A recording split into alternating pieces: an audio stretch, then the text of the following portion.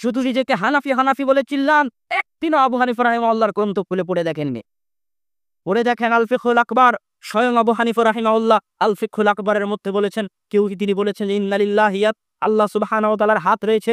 কেউ যদি বলে আন্না ইয়াদাল্লাহি কুওয়া, যে আল্লাহর হাত হচ্ছে শক্তি, ফাহুয়া ইবতালুস সিফা, তাহলে এটা হচ্ছে আল্লাহর সিফাতকে বাতিল করা, আল্লাহর সিফাতের অর্থকে বিকৃতি করা। এটা হতে পারে না, স্বয়ং আবু হানিফা রাহিমাহুল্লাহ বলেছেন। আর আপনি নাভির নিচে হাত বেঁধে রাফুল আদায় না করে আস্তে আমিন বলে নিজেকে দেখান যে আমি হানাফি, অথচ আবু হানিফা রাহিমাহুল্লাহর আকীদার বিন্দু মাত্র আপনার ভিতরে নাই। আপনি হানাফি হওয়ার দাবিতে মৃত্যু। আপনি নিজেকে মাতুরিদি দাবি করেন, আপনি নিজেকে আশআরী দাবি করেন, এটা ঠিক আছে, কিন্তু হানাফি দাবি করিয়েন না। হানাফি দাবি করলে আপনাকে বিশ্বাস করতে হবে আল্লাহর হাত আছে, আপনাকে বিশ্বাস করতে হবে আল্লাহ সুবহানাহু ওয়া তাআলা আরশে সওয়াসী।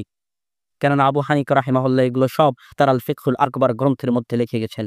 সম্মানিত উপস্থিতি, আজকে যারা আল্লাহ সুবহানাহু ওয়া তাআলাকে সর্বত্র বিরাজমান বলতে চায়, তাদের উদ্দেশ্যে শুধু এতটুকুই বলবো যে যারা আল্লাহ সুবহানাহু ওয়া তাআলাকে সর্বত্র বিরাজমান বলে তারা ফেরাউনি আকীদায় বিশ্বাসী।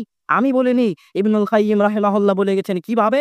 ফেরাউন তার মন্ত্রী হামানকে বলল, ইয়া হামান ইজআল লি সারহান কায়াত্তালি ইলা ইলাহি মূসা, হে হামান একটা বিল্ডিং বানাও, উঁচু বিল্ডিং। এই মূসা সারাদিন বলে যে তারা আল্লাহ নাকি আসমানে আছে, তারা আল্লাহ নাকি উপরে আছে। আমি ফেরাউন ওই বিল্ডিং এর উপরে উঠে দেখতে চাই যে মুসার আল্লাহ কোথায়, মুসার প্রতিপালক কোথায়। এটা আল্লাহ নিজে কোরআনে এইভাবে বর্ণনা দিচ্ছেন। মানে ফেরাউন বিশ্বাস করতো না যে আল্লাহ উপরে আছে। অতএব যারা বিশ্বাস করে না, যারা বলে যে আল্লাহ সুবহানাহু ওয়া তাআলা সর্বত্র বিরাজমান, তারা ফেরাউনি আকীদায় বিশ্বাসী। কে বলছেন? ইবনুল কাইয়্যিম রাহিমাহুল্লাহ বলছেন। রাসূল সাল্লাল্লাহু আলাইহি ওয়াসাল্লাম মেরাজের রাত্রিতে কোথায় গেছেন? মেরাজের রাত্রিতে রাসূল সাল্লাল্লাহু আলাইহি ওয়াসাল্লাম কোথায় গেছেন? সপ্তম আসমানে গেছেন। তার বাড়ি থেকে বাইতুল মাকদিস হয়ে বোরাকে ঘুরে প্রথম আসমান। কে? তো জিবরাইল। তো মুহাম্মদকে কি অনুমতি দেওয়া হয়েছে আসার? হ্যাঁ, অনুমতি দেওয়া হয়েছে।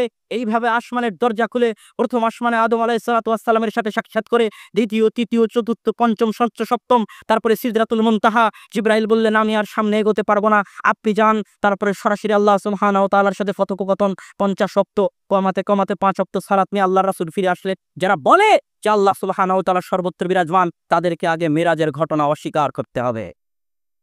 আর যে মিরাজের ঘটনা অস্বীকার করবে সে কাফের হয়ে যাবে।